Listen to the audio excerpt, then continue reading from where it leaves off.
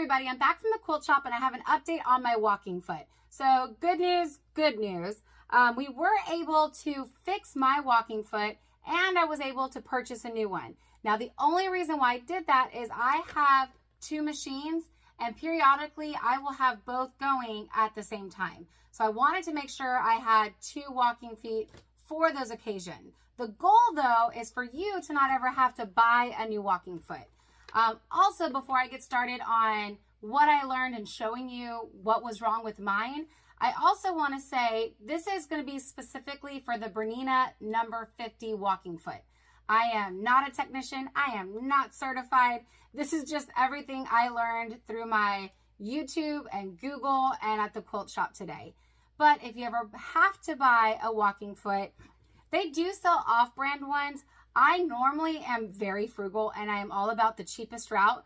But when it comes to sewing machine parts, for me, I stick with the brand's name just because we invest so much time and so much money into this. And I want to make sure I'm giving it the best possible. So on the rare instance, when it comes to my machine, I do stick with the name brand machine foot. Now, I don't know about all the other brands, but for Bernina, before you buy, I would call your different dealers around because I've also noticed, I don't know why, their pricing isn't consistent. So even this walking foot, whenever I called, I got pricing anywhere from $147, which is already a lot, to $230. I mean, that's a drastic difference. So I would absolutely shop around. But because, again, these are so expensive, let's have the goal to not be to buy one. And let me show you how to take apart your foot, what was wrong with mine, and how I fixed it. So the main purpose of the walking foot is to have a grip from the bottom and the top to help pull that fabric through. And when this lever goes up and down, your walking foot should, this part here, go up and down as well. That is what makes the whole thing work. Now my machine stopped doing that. So whenever I would wiggle this lever right here, nothing was happening. So what you're going to do, you're going to put it on, flip the sides. So only one side has this silver screw down here. You'll notice this side does not. So we're going to flip it back over. And this does not come all the way out. You're just loosening and tightening this section right here. So the two black sides are actually what hug and keep this foot into place. So what I'm going to do is turn this lefty-loosey, and that's going to widen the space between these two black bars, allowing me to take this foot off. So you're going to want a little flathead screw. And like I said, no matter which direction you go, the goal is never to take this off and it won't come off anyways. Let me go ahead and go lefty-loosey. And what that is doing is making this wider. I'll just go a little more. And this one side here, you can see there's one little like kind of pin that you would line up. And on this side, there's two. And you do kind of sometimes have to wiggle it a little. There we go. I've had some practice. So now all I've done is taken off that bottom foot part. From here, what you're going to want to do is turn it over. Oh, I'm wrong. Just kidding. This whole white casing part actually comes off. And what you're going to want to do, I use my little flathead screwdriver to kind of pry in between this white plate and the black plate. I mean, if you have sharp, strong nails, have at it. I do not. So I'm lifting that a little bit because we want to get over that screw right here. And I'm going to pick it up. And again, we're wanting to pop that off. And I get nervous now that I know people are watching. So let's see. Let me pop that off. I was super nervous the first time I did this. And I remember, now this is last night when I was really frustrated. And I thought, you know what? If I break it, I break it. Because I am getting another one tomorrow. So I was more comfortable with learning how to take it apart. I was willing to take, there we go, take the hit. Sometimes it's easy for me, sometimes it's not. The biggest thing is getting over that part because that's what holds it in place. The rest just pops right off. Really, you can see where I was scratching it frustrated last night. So now that we've gotten our white casing off, now is when we flip it over. Bloop. And you will see 2 different screws. And from what I've seen in other videos, some are white, some are black, some are silver. It doesn't matter. The biggest thing is you're going to want to make sure you have something to keep this close, because this screw is very tiny and this screw is really long. So in case this one falls, you don't want to lose it. So we're going to go ahead and take off that first screw here. And you'll see it's really cute and little. Dun, dun, dun. There he is. Boop. Little baby screw. And then this one, even though it's long, you don't have to loosen it the entire way. Once you feel it just spinning in place, you can just pick up this plate right here.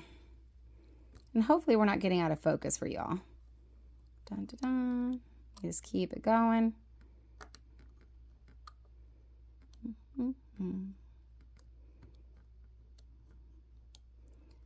And then you will see this guy's really long. There he is.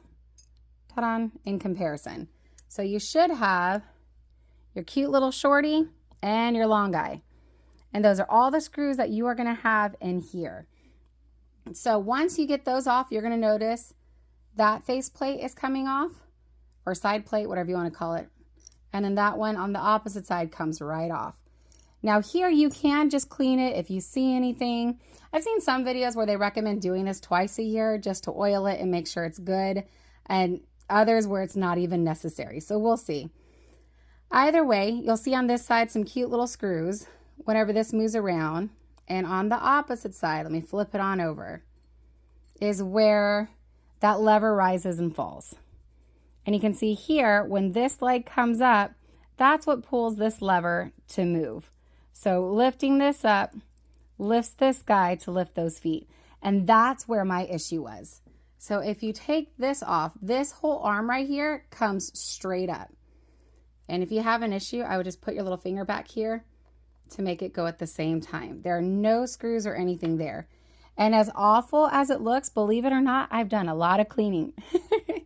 Now for my walking foot, the issue I had, this part right here got so dirty and built up that it just locked.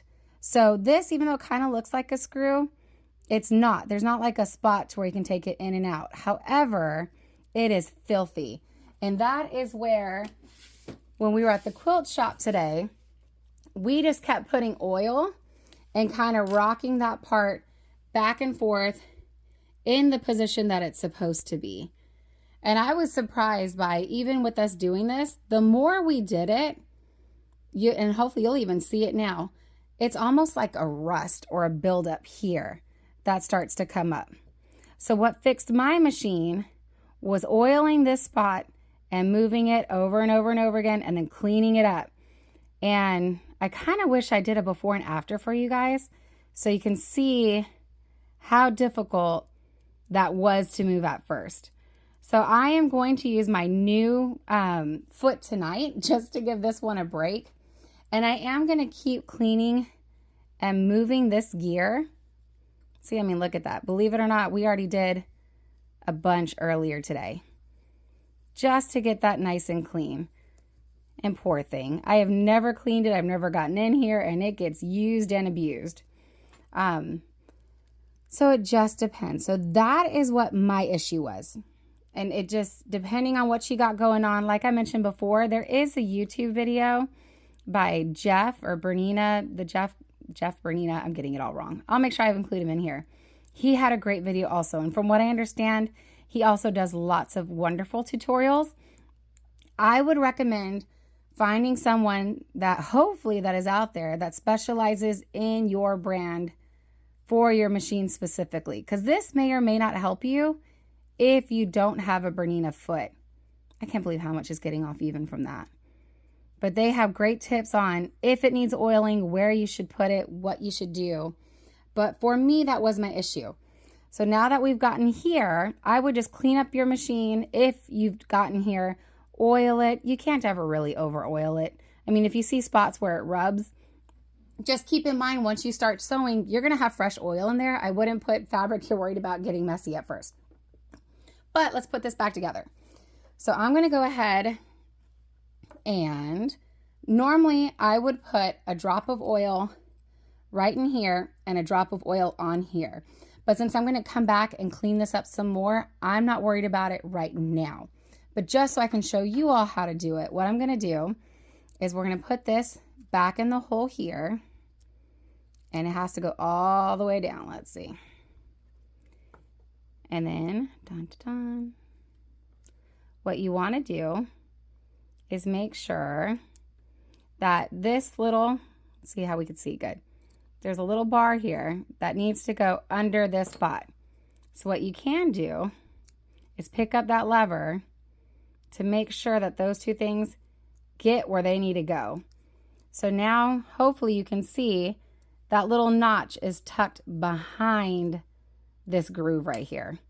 And again, so now when I pick it up and drop it, it is moving it. And again, in my case, that was not happening. Even though everything was in the right position, it was locked up.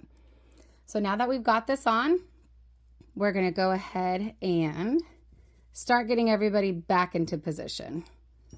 So he's going to go, I always have to think this through. Luckily, they make it pretty easy because again, this side is the only side with that particular notch. So I can put him into place. We're going to flip him over. Sorry about that. I accidentally bumped my phone. Okay, so we flipped him over. We got him into place. We're going to lay this one down. And now I find it's easier to start with that longer one in the back. So you're going to want to sandwich it together and drop that longer screw into place. And we're going to go ahead and tighten that. And for me, once that's tightened, it helps hold everything into place for you. And now we're going to line this up and go for our little tiny baby screw. He's kind of a pain to line up sometimes, but it could be just me. I do like that it's magnetic, so it sticks to my screw for me. There he goes. Now we're just working in reverse. Got our two screws on. We're going to stand them on up.